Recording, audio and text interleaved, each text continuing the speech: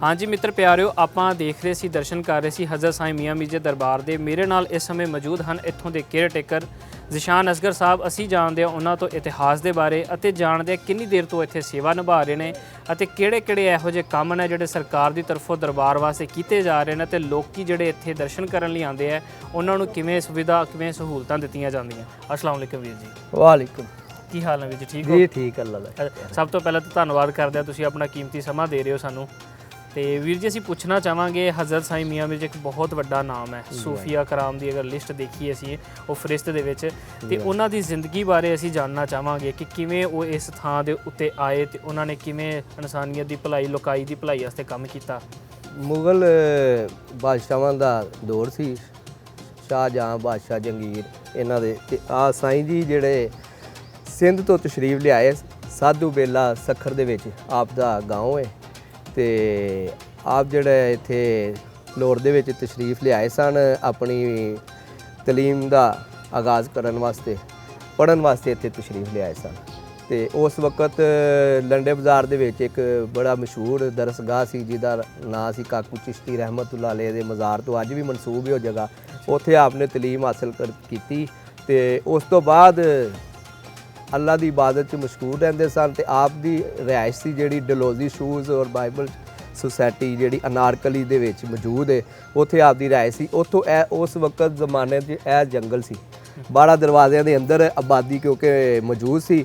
ਤੇ ਇੱਥੇ ਆਪ ਅੱਲਾ ਦੀ ਇਬਾਦਤ ਦੇ ਵਿੱਚ ਮਸ਼ਗੂਲ ਰਹਿੰਦੇ ਸਨ। ਤੇ ਜ਼ਿਆਦਾ ਵਕਤ ਜਿਹੜਾ ਸਕੀਨਤੁਲ ਔਲੀਆ ਕਿਤਾਬ ਲਿਖੀ ਹੈ ਸ਼ਾਹਜਹਾਂ ਬਾਦਸ਼ਾਹ ਦੇ ਬੇਟੇ ਦਾਰਸ਼ਕੋਹ ਨੇ, ਉਹਨੇ ਉਹਦੇ 'ਚ ਰਕਮ ਕੀਤਾ ਹੈ ਕਿ ਜ਼ਿਆਦਾ ਵਕਤ ਆਪਣੇ ਅੱਲਾ ਦੀ ਇਬਾਦਤ ਵਿੱਚ ਮਸ਼ਗੂਲ ਰੱਖਦੇ ਸਨ। ਤੇ ਸਾਈਂ ਜੀ ਨੇ ਆਪਣੀ ਜ਼ਿੰਦਗੀ ਦੇ ਵਿੱਚ ਤਮਾਮ ਜਿਹੜੇ ਦੀਨ ਸਨ, ਸਿੱਖੀਜ਼ਮ, ਈਸਾਈ, ਮੁਸਲਮ ਔਰ ਹਿੰਦੂਇਜ਼ਮ, ਸਾਰਿਆਂ ਦੇ ਜਿੰਨੇ ਉਸ ਟਾਈਮ ਵੱਡੇ ਬਜ਼ੁਰਗ ਸਨ ਸਭ ਨਾਲ ਇੱਕ ਮੁਹੱਬਤ ਔਰ ਭਾਈਚਾਰੇ ਦਾ ਰਵਾਦਾਰੀ ਦਾ ਦਰਸ ਦਿੱਤਾ ਔਰ ਉਹਨਾਂ ਦੇ ਨਾਲ ਰਵਾਦਾਰੀ ਕਾਇਮ ਕੀਤੀ, ਜਿਹਦਾ ਸਾਡੇ ਵਾਸਤੇ ਅੱਜ ਵੀ ਉਹ ਰਵਾਦਾਰੀ ਕਾਇਮ ਹੈ ਸਿੱਖੀਜ਼ਮ ਦੇ ਨਾਲ। ਠੀਕ ਹੈ ਕਿ ਉਸ ਵਕਤ ਦੇ ਜਿਹੜੇ ਗੁਰੂ ਸਨ, ਗੁਰੂ ਅਰਜਨ ਦੇਵ ਜੀ, ਉਹਨਾਂ ਨੇ ਸਾਈਂ ਜੀ ਨੂੰ ਇਹ ਸਾਦਤ ਬਖਸ਼ੀ ਕਿ ਆਪ ਨੂੰ ਗੋਲਡਨ ਟੈਂਪਲ ਦੀ ਬੁਨਿਆਦ ਵਾਸਤੇ ਇੱਥੋਂ ਪਾਲਕੀ ਦੇ ਵਿੱਚ ਲੈ ਕੇ ਤੇ ਅੰਮ੍ਰਿਤਸਰ ਗਏ, ਉੱਥੇ ਗੋਲਡਨ ਟੈਂਪਲ ਦੀ ਬੁਨਿਆਦ ਰਖਾਈ, ਜਿਹੜੀ ਰਵਾਦਾਰੀ ਅੱਜ ਵੀ ਮੁਸਲਮਾਨਾਂ ਦੇ ਔਰ ਸਿੱਖਾਂ ਦੇ ਦਰਮਿਆਨ ਕਾਇਮ ਹੈ। ਪੂਰੀ ਦੁਨੀਆ ਦੇ ਉੱਤੋਂ ਜਿਹੜਾ ਸਿੱਖੀਜ਼ਮ ਹੈ ਉਹ ਸਾਈਂ ਜੀ ਦੇ ਆ ਕੇ ਮੱਥਾ ਟੇਕਦਾ, ਆਪਣੀ ਅਰਦਾਸ ਕਰਦਾ ਹੈ। ਤੇ ਉਹਦੇ ਵਿੱਚ ਸਕੀਨਤੁਲ ਔਲੀਆ 'ਚ ਰਕਮ ਕੀਤਾ ਦਾਰਸ਼ਕੋਹ ਨੇ। ਉਹਨੇ ਕਿਹਾ ਕਿ ਹਜ਼ੂਰ ਮੀਆਂ ਮੀਰ ਰਹਿਮਤੁल्लाह अलैह ਅੱਲਾ ਦੀ ਇਬਾਦਤ 'ਚ ਇੰਨਾ ਮਸ਼ਗੂਲ ਹੁੰਦੇ ਸਨ ਕਿ ਆਪ ਨੇ ਆਪਣੀ ਆਖਰੀ ਅਯਾਮ ਦੇ ਵਕਤ ਵਸੀਅਤ ਫਰਮਾਈ ਕਿ ਜਦੋਂ ਮੇਰਾ ਵਸਾਲ ਹੋਣਾ ਕਿ ਮੈਨੂੰ ਐਸੀ ਜਗ੍ਹਾ ਤੇ ਦਫਨ ਕਰਨਾ ਹੈ ਜਿੱਥੇ ਸ਼ੋਰਾਜ਼ਨ ਔਰ ਕਲਰ ਵਾਲੀ ਜ਼ਮੀਨ ਹੋਵੇ, ਤਾਂ ਕਿ ਮੇਰੀ ਹੱਡੀਆਂ ਦਾ ਨਾਮੋ ਨਿਸ਼ਾਨ ਨਾ ਰਹੇ, ਲੋਕ ਮੇਰੀ ਕਬਰ ਨੂੰ ਇਬਾਦਤਗਾਹ ਨਾ ਬਣਾਉਣ। ਤੇ ਜਿਹਦੇ ਵਿੱਚ ਫਿਰ ਇਸ ਜਗ੍ਹਾ ਦੇ ਉੱਤੇ ਜੰਗਲ ਸੀ ਤੇ ਆਪ ਇੱਥੇ ਇਬਾਦਤ 'ਚ ਮਸ਼ਗੂਲ ਰਹਿੰਦੇ ਸੀ। ਆਪ ਦੇ ਵਸਾਲ ਤੋਂ ਬਾਅਦ ਇੱਥੇ ਤਦਫੀਨ ਹੋਈ ਤੇ ਅੱਲਾਹ ਤਾਲਾ ਨੇ ਫਿਰ ਇੱਕ ਮੁਕਾਮ ਅਤਾ ਫਰਮਾਇਆ ਕਿ ਸ਼ਾਹਜਹਾਂ ਦੇ ਬੇਟੇ ਦਾਰਸ਼ਕੋਹ ਨੇ ਇਹ ਸਾਰਾ ਤਮੀਰ ਕਰਵਾਇਆ। ਤੇ ਉਹਦੀ ਤਮੀਰ ਦੇ ਦੌਰਾਨ ਹੀ ਜਿਹੜਾ ਨਾ ਸ਼ਾਹਜਹਾਂ ਦਾ ਬੇਟਾ ਜਿਹੜਾ ਦਾਰਸ਼ਕੋਹ ਸੀ, ਉਹਦੇ ਭਾਈ ਔਰੰਗਜ਼ੇਬ ਨੇ ਉਹਨੂੰ ਕਤਲ ਕਰਤਾ। ਨਹੀਂ ਤੇ ਬੜਾ ਸੀ ਇੱਥੋਂ ਲੈ ਕੇ ਤੇ ਪਿੰਡ ਹੇਠ ਤੱਕ ਚੜ੍ਹਨ DH ਸਾਰਾ ਮੀਆਂ ਮੀਰ ਛੋਣੀ ਸਾਰਾ ਇਹ ਜ਼ਮੀਨ ਜਿਹੜੀ ਮੀਆਂ ਮੀਰ ਸਰਕਾਰ ਦੇ ਨਾਲ ਲਾਈ ਸਾਈਂ ਮੀਆਂ ਮੀਰ ਦੇ ਨਾਂ। ਅੱਜ ਵੀ ਮੀਆਂ ਮੀਰ ਛੋਣੀ ਸਟੇਸ਼ਨ ਜਿਹੜਾ ਉਹ ਮੀਆਂ ਮੀਰ ਦੇ ਨਾਂ ਤੋਂ ਮਨਸੂਬ ਹੈ। ਤੇ ਸਾਡੇ ਜਿਹੜਾ ਸਾਈਂ ਮੀਆਂ ਮੀਰ ਰਹਿਮਤੁल्लाह अलैह ਦੀ ਖਿਦਮਾਤ ਹੈ ਉਹਦੇ ਵਿੱਚ ਮਸ਼ਹੂਰ ਹੈ ਕਿ ਜਿਹੜੇ ਆਪ ਦੇ ਉਸ ਵਕਤ ਦੇ ਵੀ ਬਾਦਸ਼ਾਹ ਸਨ, ਜਿਨ੍ਹਾਂ ਦੇ ਵਿੱਚ ਮਸ਼ਹੂਰ ਹੈ ਕਿ ਹਜ਼ਰਤ ਖਵਾਜਾ ਬਿਹਾਰੀ ਰਹਿਮਤੁल्लाह अलैह ਬਿਹਾਰ ਦੇ ਬਾਦਸ਼ਾਹ ਸਨ। ਉਹ ਆਪ ਦੀ ਖਿਦਮਤ 'ਚ ਫੌਜ ਦੇ ਨਾਲ ਦਸਤੇ ਨਾਲ ਜਾ ਰਹੇ ਸਨ ਅੱਗੇ ਤੇ ਆਪ ਦੀ ਖਿਦਮਤ 'ਚ ਹਾਜ਼ਰ ਹੋਏ। ਤੇ ਦਾਰਸ਼ਕੋਹ ਲਿਖਦਾ ਕਿ ਉਹ ਆਪ ਦੀ ਖਿਦਮਤ 'ਚ ਜਦੋਂ ਹਾਜ਼ਰ ਹੋਏ ਤੇ ਫਿਰ ਆਪਣੀ ਜ਼ਿੰਦਗੀ ਇੱਥੇ ਹੀ ਵਕਫ ਕਰਤੀ। ਅੱਛਾ ਜੀ। ਆਪ ਤੋਂ ਇੰਨੇ ਮੁਤਾਸਰ ਹੋਏ ਇੱਥੇ ਹੀ ਵਕਫ ਕਰਤੀ, ਫੌਜਾਂ ਵਾਪਸ ਭੇਜਤੀਆਂ। ਤੇ ਜਿਨ੍ਹਾਂ ਦਾ ਇੱਥੇ ਵਸਾਲ ਹੋਇਆ ਤੇ ਉਹਨਾਂ ਦਾ ਮਜ਼ਾਰ ਵੀ ਜਿਹੜਾ ਅੱਪੜ ਮਾਲ ਦੇ ਉੱਤੇ ਖਵਾਜਾ ਬਿਹਾਰੀ ਰਹਿਮਤੁल्लाह अलैह ਦੇ ਨਾਂ ਤੋਂ ਮਨਸੂਬ ਹੈ। ਹਜ਼ਰਤ ਮੁੱਲਾ ਸ਼ਾਹ ਬਦਖਸ਼ਾਨੀ ਰਹਿਮਤੁल्लाह अलैह ਉਹ ਵੀ ਉਹਨਾਂ ਦੇ ਉਹ ਵੀ ਸਾਹਿਬ ਮਜ਼ਾਰ ਨੇ, ਉਹ ਵੀ ਮੁਗਲਾਂ ਨੇ ਤਮੀਰ ਕੀਤਾ, ਉਹ ਵੀ ਆਪ ਦੀ ਯਾਤੇ ਤੈਯਬਾ 'ਚ ਮਰੀਜ਼ ਸਨ। हज़रत नत्था पाक रहमतुल्लाह अलैह जिन्हां दा मज़ार कब्रिस्तान 'ਚ ਉਹ ਆਪਦੇ ਕਹਿੰਦੇ ਬੜੇ ਲਾਡਲੇ ਮਰੀਜ਼ ਸਨ। ਅੱਛਾ ਵੀਰ ਜੀ, ਤੁਸੀਂ ਬੜੀ ਸੋਹਣੀ ਗੱਲ ਕੀਤੀ, ਉਹਨਾਂ ਦੇ ਮੁਰੀਦਾਂ ਦੇ ਬਾਰੇ ਜ਼ਿਕਰ ਕੀਤਾ ਔਰ ਇੱਕ ਬਹੁਤ ਲੰਮੀ ਸਾਨੂੰ ਇੱਕ ਫਰਿਸ਼ਤ ਦੇਖਣ ਨੂੰ ਮਿਲਦੀ ਹੈ ਉਹਨਾਂ ਦੇ ਮੁਰੀਦਾਂ ਦੀ। ਤੇ ਇੱਕ ਜੇ ਮੈਂ ਇੱਕ ਕੁਐਸਚਨ ਮੇਰੇ ਜ਼ਿਹਨ 'ਚ ਹੋਰ ਆ ਰਿਹਾ ਹੈ ਕਿ ਹਜ਼ਰਤ ਸਾਈਂ ਮੀਆਂ ਮੀਰ ਜੀ ਦੇ ਜਿਹੜੇ ਮੁਰਸ਼ਦ ਸਨ ਉਹ ਅਸਲ ਦੇ ਵਿੱਚ ਕੌਣ ਸਨ? ਸਾਈਂ ਮੀਆਂ ਮੀਰ ਰਹਿਮਤੁल्लाह अलैह ਦਾ ਜਿਹੜਾ ਮੁਰਸ਼ਦ ਖਾਨਾ ਹੈ ਉਹ ਸੱਖਰ ਦੇ ਸਿੰਧ ਦੇ ਵਿੱਚ ਹੈ। ਸੱਖਰ ਸਿੰਧ ਸਾਧੂ ਬੇਲਾ ਗਾਉਂ ਹੈ, ਉੱਥੇ ਇੱਕ ਦਰਿਆ ਹੈ, ਉਹਦੇ ਸੈਂਟਰ ਦੇ ਵਿੱਚ ਇੱਕ ਮਜ਼ਾਰ ਹੈ ਹਜ਼ਰਤ ਖਿਜ਼ਰ ਸੇਵਸਤਾਨੀ ਰਹਿਮਤੁल्लाह अलैह ਆਪ ਦੇ ਉਹ ਮੁਰਸ਼ਦ ਨੇ, ਠੀਕ ਹੈ ਕਿ ਨਹੀਂ। ਉੱਥੇ ਇਸ ਟਾਈਮ ਵੀ ਮਸ਼ਹੂਰ ਹੈ, ਅਗਰ ਜਾਓ ਨਾ ਉੱਥੇ ਸਾਧੂ ਬੇਲਾ ਤੇ ਕਿਸੇ ਨੂੰ ਪੁੱਛੋ ਖਿਜ਼ਰ ਦੀ ਜ਼ਿਆਰਤ ਤੇ ਜਾਣਾ, ਉੱਥੇ ਲੋਕ ਕਹਿੰਦੇ ਖਿਜ਼ਰ ਦੀ ਜ਼ਿਆਰਤ, ਉੱਥੇ ਫਿਰ ਕਿਸ਼ਤੀ ਤੇ ਬੈਠ ਕੇ ਉੱਥੇ ਜਾਇਆ ਜਾਂਦਾ ਹੈ। ਤੇ ਉੱਥੇ ਆਪ ਦੇ ਸਾਈਂ ਜੀ ਦੇ ਮੁਰਸ਼ਦ ਖਾਨਾ ਉਹ ਹੈ, ਉੱਥੇ ਆਪ ਬਾਜ਼ਾਬਤਾ ਮੁਰੀਦ ਹੋਏ। ਅੱਛਾ ਅੱਛਾ। ਤੇ ਇਹਨਾਂ ਦੇ ਬਾਰੇ ਉਹਨਾਂ ਨੂੰ ਸ਼ੁਰੂ ਤੋਂ ਹੀ ਇਲਮ ਸੀਗਾ ਕਿ ਮੈਂ ਉਹਨਾਂ ਦੇ ਜਾ ਕੇ ਮੁਰੀਦੀ ਇਖਤਿਆਰ ਕਰਨੀ ਹੈ ਜਾਂ ਕੋਈ ਅਚਾਨਕ ਹੀ ਇਹ ਮੇਲ ਬਣਿਆ ਉਹਨਾਂ ਦਾ? ਜੋ ਦਾਰਸ਼ ਕੋ ਰਕਮ ਕਰਦਾ ਸਕੀਨਾ ਤੋਂ ਲੋਲੀਆ ਚ ਉਹਦੇ ਮੁਤਾਬਕ ਇਹ ਵੇ ਕਿ ਆਪ ਦੀ ਪੈਦਾਇਸ਼ ਹੀ ਉੱਥੇ ਹੋਈ ਨਾ, ਆਪ ਦੇ ਵਾਲਿदैन ਵੀ ਉੱਥੇ ਦੇ ਰਹਿਣ ਵਾਲੇ ਸੀ। ਆਪ ਦੇ ਦੋ ਹਮਸ਼ੀਰਾ ਜਿਹੜੀਆਂ ਨੇ ਉਹ ਵੀ ਇੱਥੇ ਹਜ਼ਰਤ ਖਵਾਜਾ ਬਿਆਰੀ ਰਹਿਮਤੁल्लाह अलैह ਦੇ ਮੁਦਫਨ ਨੇ, ਮਸਲਨ ਕਿ ਆਪ ਦੀ ਹਮਸ਼ੀਰਾ ਵੀ ਇੱਥੇ ਤਸ਼ਰੀਫ ਲੈ ਆਈਆਂ ਨੇ। ਤੇ ਮਕਸਦ ਹੈਗਾ ਕਿ ਆਪ ਦਾ ਖਾਨਦਾਨ ਹੀ ਉੱਥੇ ਸਨ ਤੇ ਜ਼ਾਹਿਰ ਹੈ ਆਪ ਉੱਥੇ ਤਸ਼ਰੀਫ ਲੈ ਜਾਂਦੇ ਸਨ ਨਾ।